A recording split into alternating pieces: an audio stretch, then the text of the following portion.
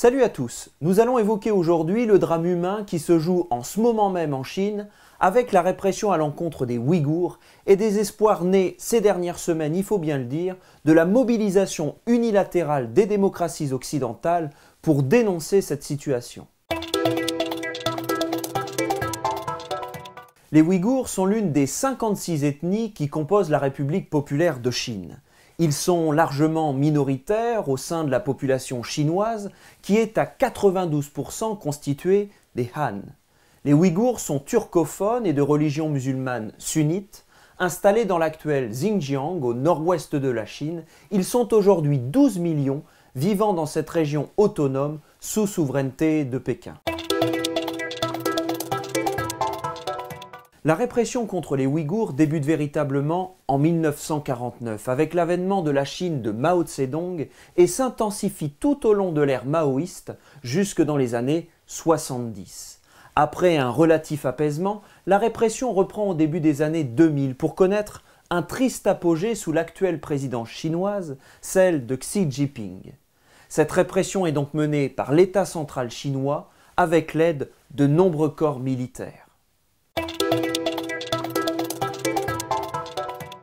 Cette répression est à mettre en parallèle avec la volonté du pouvoir chinois de contrôler les régions frontalières à l'ouest, éloignées du cœur politique du pays, comme le Tibet et le Xinjiang, et d'assimiler les populations locales.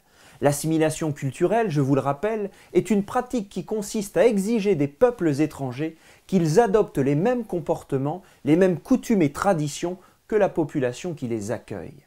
Avec la révolution culturelle de Mao à la fin des années 60, l'assimilation des Ouïghours devient une priorité absolue et apparaît particulièrement violente. Aujourd'hui, la répression envers cette ethnie se justifie par Pékin dans la lutte contre le terrorisme islamique et la radicalisation, ce qui est bien entendu un prétexte pour l'État chinois qui entend en réalité éradiquer la population ouïghour.